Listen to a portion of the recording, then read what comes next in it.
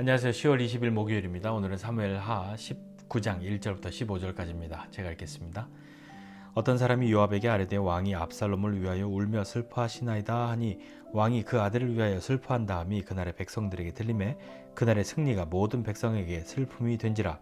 그날의 백성들이 싸움에 쫓겨 부끄러워 도망함 같이 가만히 성읍으로 들어가니라. 왕이 그의 얼굴을 가리고 큰 소리로 부르되 내 아들 압살롬아 압살롬아 내 아들아 내 아들아 하니 요압이 집에 들어가서 왕께 말씀드리되 왕께서 오늘 왕의 생명과 왕의 자녀의 생명과 처첩과 비윈들의 생명을 구원한 모든 부하들의 얼굴을 부끄럽게 하시니 이는 왕께서 미워하는 자는 사랑하시며 사랑하는 자는 미워하시고 오늘 지휘관들과 부하들을 멸시하심을 나타내심이라. 오늘 내가 깨달았으니 만일 압살롬이 살고 오늘 우리가 다 죽었다면 왕이 마땅히 여기실 뻔하였나이다. 이제 곧 일어나 나아가 왕의 부하들의 마음을 위로하여 말씀하옵소서. 내가 여호와를 두고 맹세하옵나니 왕이 만일 나가지 아니하시면 오늘 밤에 한 사람도 왕과 함께 머물지 아니할지라.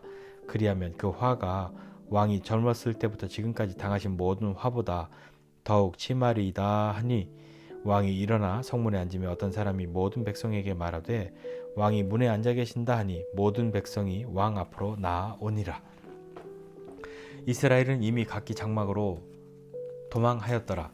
이스라엘 모든 지파 백성들이 변론하여 이르되 왕이 우리를 원수의 손에서 구원하여 내셨고 또 우리를 블레셋 사람들의 손에서 구원하셨으나 이제 압살롬을 피하여 그 땅에서 나가셨고 우리가 기름을 부어 우리를 다스리게 한 압살롬은 싸움에서 죽었거늘 이제 너희가 어찌하여 왕을 도로 모셔올 일에 잠잠하고 있느냐 하니라. 다윗 왕이 사독과 아비아달 두 제사장에게 소식을 전하여 이르되 너희는 유다 장로들에게 말하여 이르기를 왕의 말씀이 온 이스라엘이 왕을 왕궁으로 도로 모셔오자 하는 말이 왕께 들렸거늘 너희는 어찌하여 왕을 궁으로 모시는 일에 나중이 되느냐. 너희는 내 형제요 내 고륙이거늘 너희는 어찌하여 왕을 도로 모셔오는 일에 나중이 되리요 하셨다 하고 너희는 또 아마사에게 이르기를 너는 내 고륙이 아니냐. 내가 요압을 이어서 항상 내 앞에서 지휘관이 되지 아니하면 하나님이 내게 벌 위에 벌을 내리시기를 바라노라 하셨다 하라 하여 모든 유다 사람들의 마음을 하나같이 기울게 하며 그들이 왕께 전가를 보내어 이르되 당신께서는 모든 부하들과 더불어 돌아오소서 한지라. 왕이 돌아와 요단의 이름에 유다 족속이 왕을 맞아 요단을 건너가게 하려고 길갈로 오니라. 아멘. 압살롬이 일으켰던 이 반역이 이제 끝이 났습니다. 압살롬이 죽고 압살롬을 지지했던 이스라엘 사람들은 이제 다 뿔뿔이 흩어지고 자기의 장막으로 돌아갔습니다. 그렇다면 이제 무슨 일이 남았나요? 뭐 해야 되죠?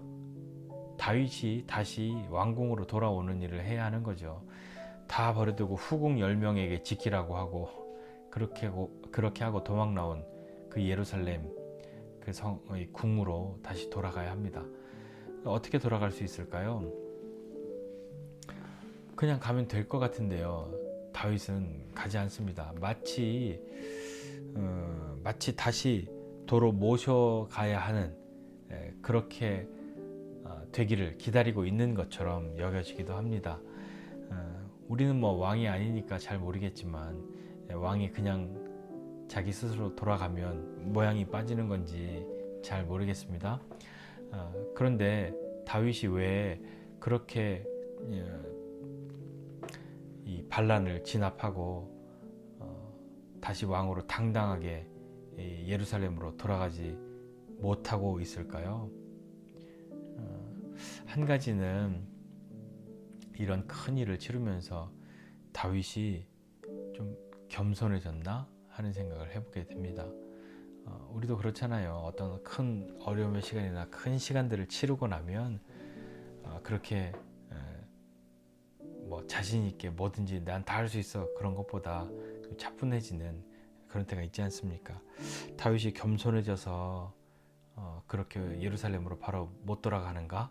아니면 그냥 가고 싶지 않은 그런 마음, 뭔가 좀 모양새가 나야지 하는 그런 마음이 있는지도 모르겠습니다. 그러니까 이스라엘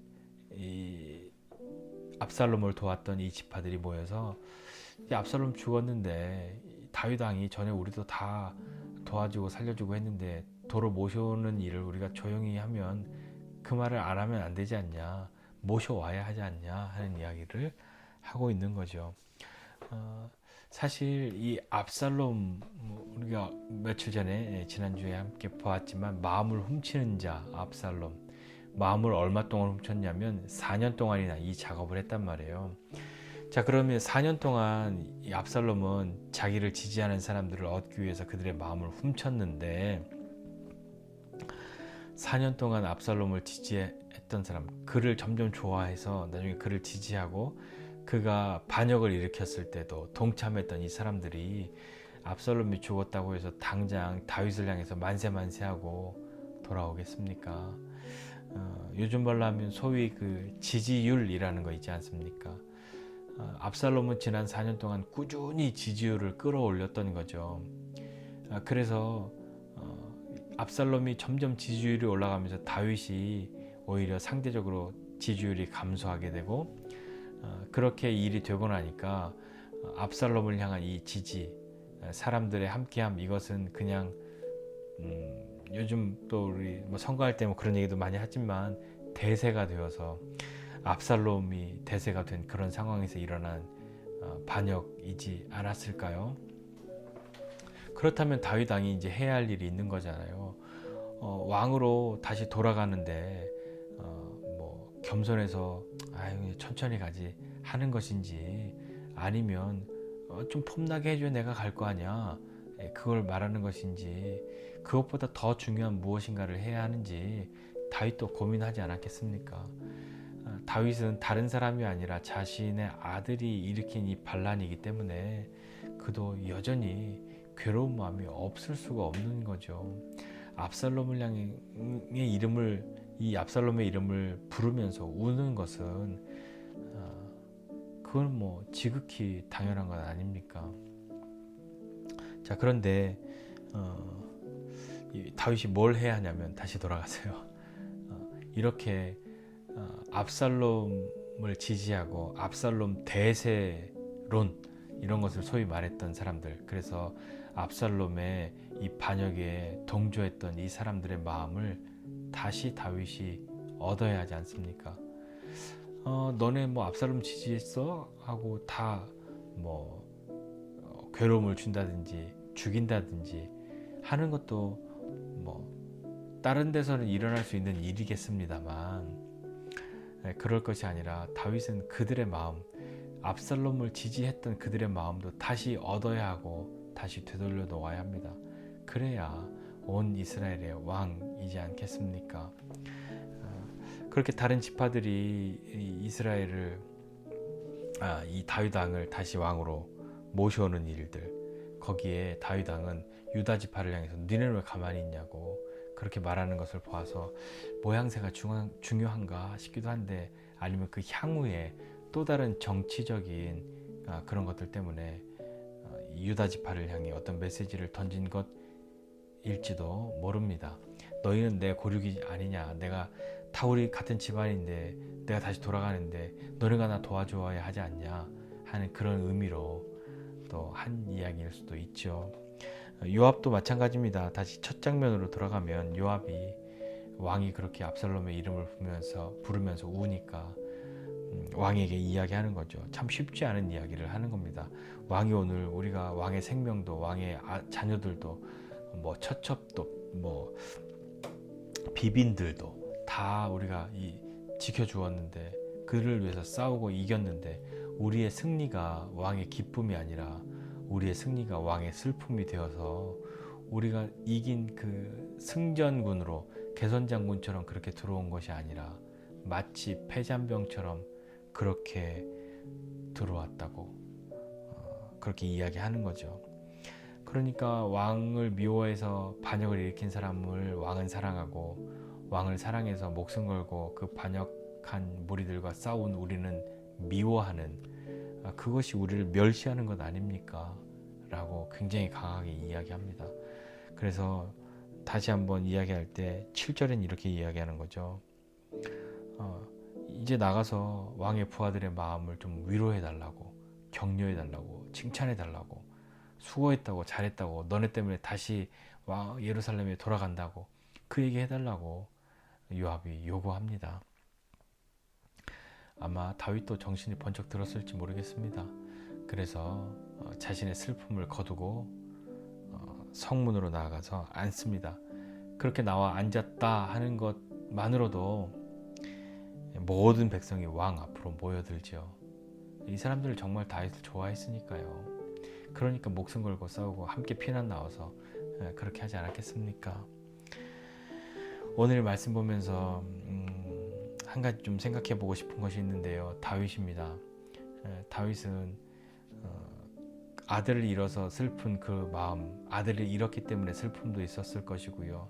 아들의 이름을 부르면서 그렇게 괴로워하고 아파하고 슬퍼하는 것, 거기에는 어쩌면 이 모든 것의 시작이 자신의 죄이기 때문이었을 거라는 생각 때문에 그랬을지도, 그런 생각을 할 수 있지도 않을까 하는 생각도 해봅니다.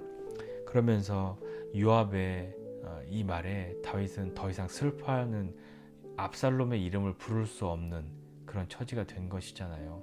사실이 압살롬은 요압이 죽였는데도요, 그 요압 앞에서 압살롬의 이름을 말할 수 없는 그런 이제 모양이 되어버렸단 말입니다. 다시는 압살롬의 이름을 부르며 울고 슬퍼해서는 안 될 것 같은 그런 모양이 되어버렸잖아요. 자, 그렇다고 해서 다른 사람들의 마음을 얻기 위해서, 또 왕으로서 다시 돌아가기 위해서 하는 일들을 하면 이 다윗 왕의 슬픔이 다 사라지고 아픔과 고통이 사라집니까? 없던 일로 됩니까? 그렇지는 않죠. 그러면 어떻게 되겠습니까? 우리도 그런 일 있지 않습니까? 어떤 괴로움이 있는데 어떤 일에 몰두한다고 해서 잠시 그것이 잊혀질 뿐이지 그 모든 것이 사라지지는 않잖아요. 마찬가지로 다윗 왕도 이제 이렇게 공개적으로 자신의 슬픔을 표현할 수 없는 처지가 되어버렸다면 그 마음이 이제 사라진 겁니까? 어떤 것일까요? 자신의 슬픔, 자신의 감정, 이런 것을 이제 뒤로 하고 다른 백성들의 마음을 다독이고 그들을 다시 하나로 만들어서 이스라엘의 왕으로 다시 일어서야 하는데, 그 일을 하고 자신이 가지고 있는 슬픔은 혼자 하나님 앞에 나아가야 하지 않았겠습니까? 다윗 왕도 홀로 하나님 앞에 있는 시간들을 통해서 자신의 슬픔이나 아픔이나 괴로움이나 고통이나 이런 것들을 하나님 앞에 들고 나아가서 하나님의 다루심을, 어루만져 주심을 경험하지 않았을까요? 그래야만 그도 살지 않았을까요? 우리도 솔직하게 사는 것 참 좋습니다만 때로는 내 마음을 다 드러낼 수 없는 그런 때도 있지 않습니까? 그때 가만히 있는다고 그것이 다 해결이 되거나 그런 것은 아니죠. 우리도 홀로 하나님 앞에 나가는 시간을 만들어야 합니다. 그리고 홀로 하나님 앞에 나아가야만 합니다. 그렇게 우리의 어디에도 말할 수 없는 것, 어디에도 꺼내놓을 수 없는 것, 그런 것이 있다면 그것 들고 그것 가지고 가장 좋으신 우리 아버지 앞에, 하나님 앞에 나아가 하나님의 어루만져 주심과 새롭게 해주심을 경험하게 되는 저와 여러분 모두가 되시기를 주님의 이름으로 부탁드립니다. 기도하겠습니다. 하나님 아버지, 은혜와 사랑을 감사드립니다. 하나님 정말로 다윗 왕은 자신의 그 감정을 가지고 더 이상 그런 감정은 나에게 없어 라고 선언할 수 있는 것이 아니라, 자신이 왕으로서 한 걸음 한 걸음 나아가야 할 그 시간들도 있어야 하지만, 또 하나님 앞에 홀로 나아가서 하나님의 어루만져 주심과 하나님의 위로와 또 하나님의 고쳐주심과 새롭게 하심, 그것을 경험해야만 살 수 있었던 사람이었으니, 하나님, 우리도 다윗과 같이 어떠한 삶의 경험이나 감정이 있다 하여도 그것을 숨기거나 없는 것으로 그냥 여기는 것이 아니라 하나님 앞에 나아가 홀로 아픔과 고통과 슬픔과 때로는 분함과 억울함과 그런 모든 것들을 주님 앞에 가지고 나아가 내려놓고 하나님의 어루만져 주심과 다루심을 경험하게 되는 우리 되기 원합니다. 주님 앞에 나아가 큰 소리도 내고 주님 앞에 나아가 울기도 하고 주님 앞에 나아가 우리의 마음을 다 쏟아놓을 수 있는 그런 하나님의 자녀 될 수 있도록 주님 은혜를 베풀어 주십시오. 하나님의 어루만져 주심을 바라고 오늘도 주님 앞에 우리의 마음을 토로하고 믿음으로 나아갑니다. 주님 은혜를 베풀어 주시옵소서. 감사드리고 예수님의 이름으로 기도드립니다.